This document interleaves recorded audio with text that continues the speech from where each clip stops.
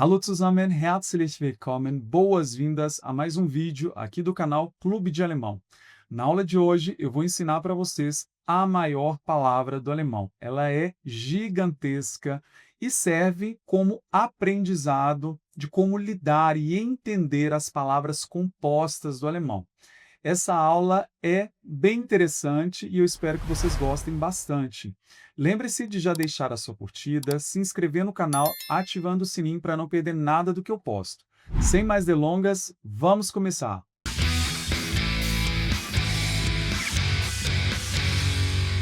Que o alemão tem palavras imensas, isso nós já sabemos, mas você sabia que essas palavras gigantescas, na verdade, são um conjunto de palavras? Pois é, essas palavras são chamadas de composita, que seria palavras compostas, e no singular, compositum, tá? Que seria um nome para essas palavras gigantescas do alemão. E a maior é essa daqui, olha só.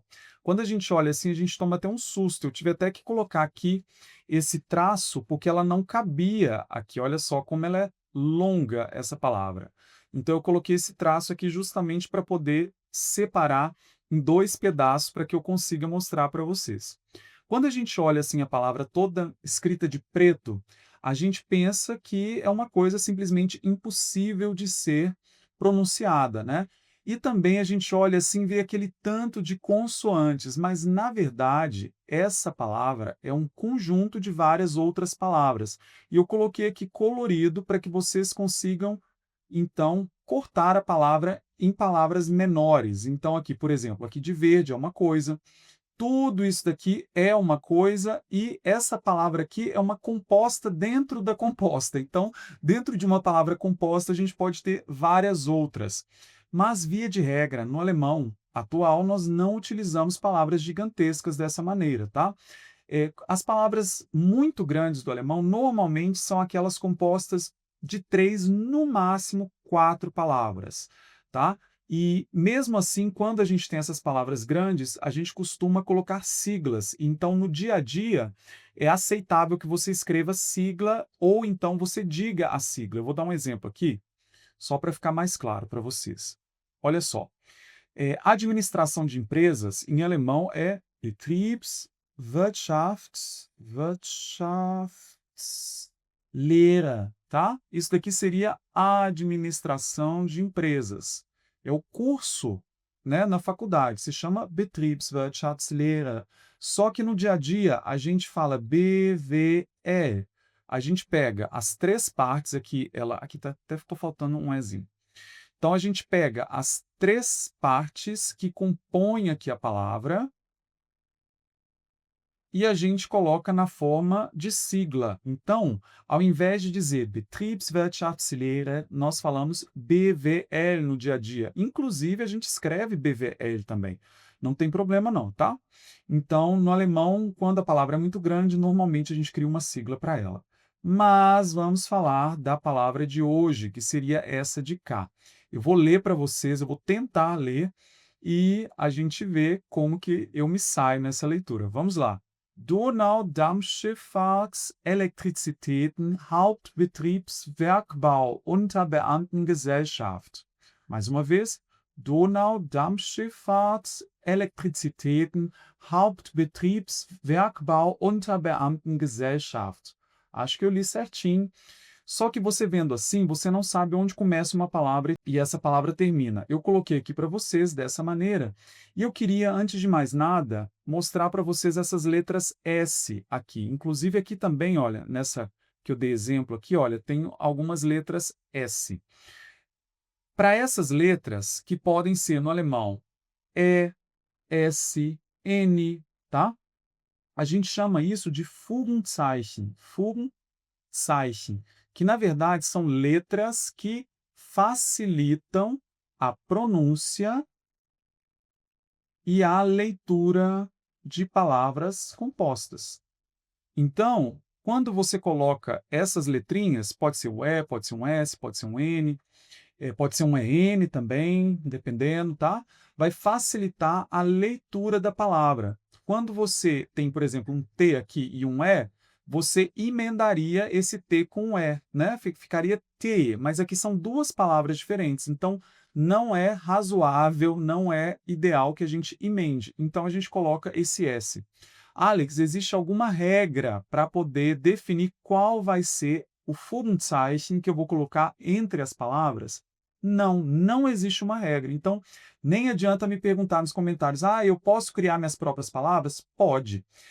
E como que eu sei qual dessas letrinhas eu coloco para poder unir as palavras? Pode ser que você coloque, pode ser que você não coloque. Algumas palavras compostas não vão ter Fogenzeichen e não existe uma regra clara que define. Via de regra, que não é uma regra, a gente faz meio que de sentimento, né? A gente fala assim de Gefühl, de sentimento, meio que soa de forma mais natural. Então, a gente usa de uma maneira que fique natural, tá?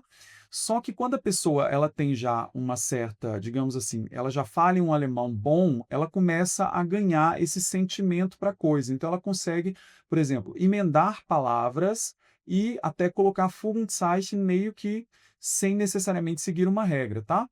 Mas o que acontece? A maioria das palavras compostas, elas já foram criadas, então você não precisa ficar criando palavras compostas, então não tem que preocupar com isso não, tá bom? Então, aqui eu separei ela em pedaços e vamos entender o que isso significa. Já vou dar um spoiler, é tudo isso daqui, tá?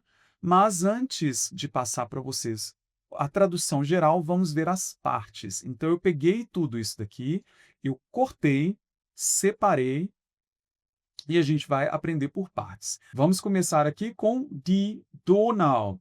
Antes de mais nada, pessoal, eu sempre coloco para vocês o artigo definido acompanhando os substantivos, tá? Para que vocês saibam o gênero. Quando for die, vai ser feminino, das, neutro e der, masculino, tá bom? A começar por die Donau. Donau, na verdade, é o nosso rio Danúbio. É o segundo maior rio da Europa, tá? É um rio gigantesco. Ele começa na Floresta Negra, na Alemanha, ele passa pela Áustria, passa pela Hungria, tá? E ele vai terminar lá no Mar Negro. Ele é gigantesco, são quase 3.000 quilômetros de rio, tá? É um rio muito importante, se chama Donau. Ele é muito importante para a navegação, pois é. Então, Donau, nome próprio, mas só que o que acontece? A gente coloca, assim, o artigo, tá? Então, é o Danúbio, em alemão seria a Danúbio, né? Feminino. Depois nós temos aqui, olha só, uma palavra composta, que é das Dampfschiff. Vamos começar por Schiff. Das Schiff, que é uma palavra neutra, significa o navio, tá? E der Dampf seria o vapor. Logo, das Dampfschiff seria o navio a vapor. E olha só que interessante. Der Dampf seria o vapor e é do gênero masculino, só que Schiff é uma palavra do gênero neutro. Quando eu crio uma palavra composta, qual gênero prevalece? Sempre o gênero da última. Então, mesmo que a nossa palavra seja gigantesca como essa, eu sei que essa é uma palavra feminina. Por quê? Porque eu sei que Gesellschaft, que é a última palavra, é uma palavra feminina. Então, essa palavra gigantesca aqui teria, né, o artigo definido die, é uma palavra feminina, basta que eu olhe a última palavra, tá? Então, das Dampfschiff seria o navio a vapor. Depois nós temos die Fahrt. Die Fahrt tem a ver, é uma palavra que tem várias traduções. Pode ser a viagem, pode ser a ida, pode ser o deslocamento ou a navegação. Isso vai depender do contexto. Quando a gente fala de navio a vapor, o navio a vapor ele faz uma navegação pela água, não é? Então, na hora de traduzir, a gente pode traduzir como navegação. Outra coisa que eu já vou falando para vocês, a tradução dessa palavra, que nós vamos ver daqui a pouco, ela grandona, ela pode modificar. Tem gente que traduz de uma maneira, tem gente que traduz de outra maneira, tá? Eu criei aqui uma tradução que pode ser que vocês encontrem em algum outro site, em algum outro lugar, de uma outra maneira, tá? Mas tradução nem sempre é algo linear, isso vai depender muito do contexto e da interpretação. Então não tem necessariamente tradução correta ou incorreta neste caso, tá bom? E olha só, aqui a gente já tem uma palavra composta, que é composta por uma, duas, três palavras, sendo que uma delas também é composta. Então, é composto dentro de composto.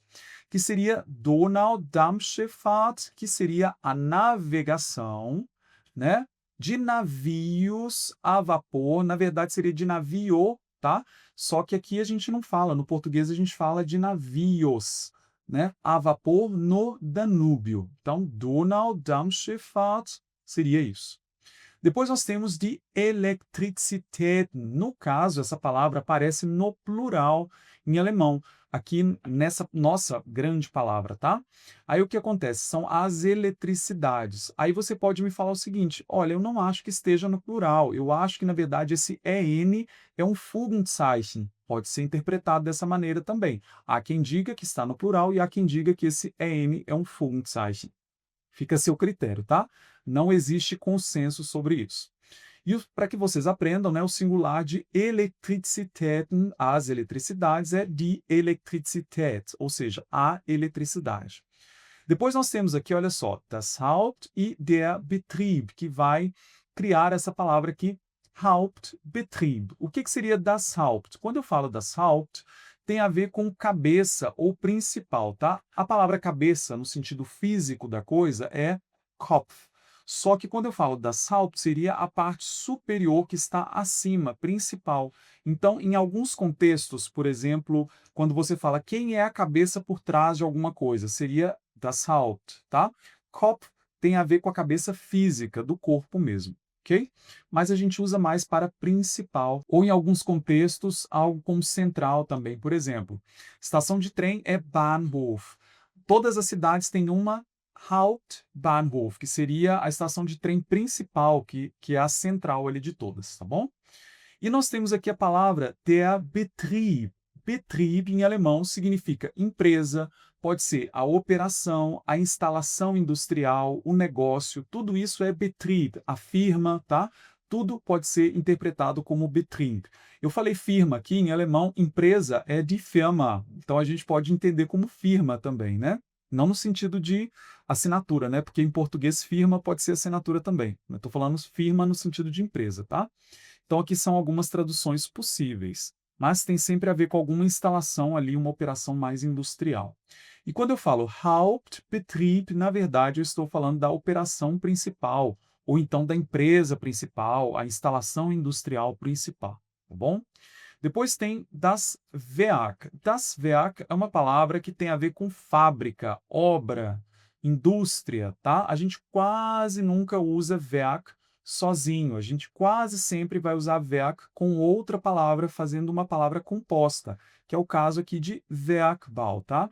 Bau seria construção, der Bau. A gente usa muito. Cuidado, porque é uma palavra masculina, não é feminina como no português. Então, a gente não pode partir do pressuposto de que uma palavra que é feminina no português vai ser feminina no alemão. Isso não vai acontecer, tá?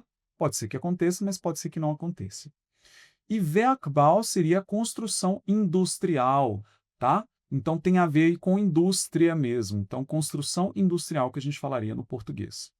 Aí eu pergunto para vocês, qual é o gênero dessa palavra? Sempre o da última. Se Bau é masculino, então Werkbau vai ser der Werkbau, vai ser masculino. Depois nós temos aqui, olha, die Unterbeamten, tá? É uma palavra que vai soar estranha, tá? Vocês vão perceber o porquê. Vamos começar por essa daqui, olha, Beamten, que na verdade aqui tem um EN que eu acho que tem a ver com o plural. Vocês vão entender depois quando eu mostrar a tradução. Die Beamten na verdade, são os funcionários públicos. Funcionário público, em alemão, nós falamos der Beamte, tá? Então, funcionários do governo, der Beamte. Não necessariamente do governo, mas que trabalham para a nação, tá? Para o bem geral seria funcionário público, em alemão, der Beamte. Ok? Essa ideia de funcionário público é um pouco diferente na Alemanha, diferente do que acontece aqui no Brasil, tá? Mas basicamente é a tradução. Então, aqui seria os funcionários públicos, mas não é simplesmente die Beamten, é die Unterbeamten. Esse unter aqui pode ser um adjetivo ou pode ser uma preposição. O adjetivo seria algo que é inferior, que está abaixo. Por quê? A preposição unter nós usamos e ela significa sob, debaixo de, abaixo de, embaixo de. Então, quando a gente fala unter, no sentido de adjetivo, seria algo que é inferior. Só que o que acontece? Como que a gente vai traduzir isso? A gente pode traduzir como os funcionários públicos subalternos ou os funcionários públicos inferiores. Estranho, né? Que alguém gostaria de ser chamado dessa maneira, né? De Unterbeamte. Estranho. Mas é a tradução, tá? E por fim, nós temos a nossa última palavra, que seria die Gesellschaft. Die Gesellschaft significa sociedade ou associação, tá? Uma palavra que aparece muito mesmo no alemão. Pode ser uma associação de pessoas ou uma sociedade, como a sociedade no geral, tá? Então, diferentemente do que acontece no português, vocês vão perceber que em alemão, se eu for traduzir isso daqui para o português, eu começo a minha palavra por aqui, tá? É exatamente o contrário. No português, a gente fala assim, associação e termina com Danúbio. No alemão, a gente começa pelo Danúbio e termina com associação. Então, eu vou colocá-la aqui bem pertinho da outra para que a gente consiga, por meio da cor, deixa eu colocar aqui para vocês, a gente consiga entender o que é cada coisa. Então, Gesellschaft seria associação. Aí aqui, olha, Unterbeamten seria funcionários públicos subalternos. Aí eu tenho Werkbau, que seria construção industrial. Depois eu tenho Hauptbetrieb, que seria operação principal. Aí, Elektrizitäten, que seria eletricidade ou eletricidades, tá? Depois eu tenho Fahrt, que seria navegação. Depois eu tenho Dampfschiff, que seria barcos a vapor, ou barco a vapor, né? Eu vou colocar aqui dessa forma. E eu tenho Donau, que seria o Danúbio. Então, essa palavra grandona aqui seria a associação dos funcionários públicos subalternos da construção industrial, da operação principal de eletricidade, da companhia de navegação de barcos a vapor do Danúbio. Então, Donau, Dampfschifffahrt, Elektrizitäten, Hauptbetriebswerk, Bau, Unterbeamtengesellschaft. Essa palavra. Uma coisa que eu quero que vocês percebam é que no português ficou muito mais comprido. Por quê? Porque a gente precisa utilizar preposições e contrações, né? O da, por exemplo, é uma preposição na forma contraída, junto com o artigo feminino a, né? De mais a, então dá. A gente precisa, então, utilizar preposições e contrações, inclusive aqui, olha, dentro da palavra barco, no alemão, para você falar barco a vapor, você fala simplesmente vapor e barco. No português, a gente tem que colocar o a, né? Então, a gente usa muitas preposições, então ficam gigantescas as traduções. No alemão, por mais compridas que as palavras sejam, no fim das contas, se você for contar a quantidade de caracteres que a gente usa para falar a mesma coisa, às vezes a gente usa muito mais letras, só que na forma de palavras separadas, o que facilita, logicamente, a leitura. Mas conforme você vai ficando, digamos assim, você vai atingindo um nível de alemão mais avançado, você olha, você bate o olho para a palavra, você consegue fatiar em outras palavras menores, tá? Então, não é uma coisa assim que, por exemplo, um alemão vai olhar para isso daqui e achar a coisa mais assim, meu Deus, como que eu vou ler isso? Não, né? Eu mesmo olho para essa palavra, eu sei os pedaços, só de bater o olho eu sei o que é cada pedaço aqui, tá? Então, pessoal, é isso. Espero muito que vocês tenham gostado dessa aula. Se você gostou, lembre-se, curta esse vídeo, se inscreva no canal ativando o sininho para não perder nenhuma aula que eu posto. Escreve aqui nos comentários o que você achou. Você já conhecia essa palavra em alemão? Gostou de aprender? Me conta também de onde você está assistindo. Eu vou gostar muito de saber. A gente se vê, então, na próxima aula. Bis dann!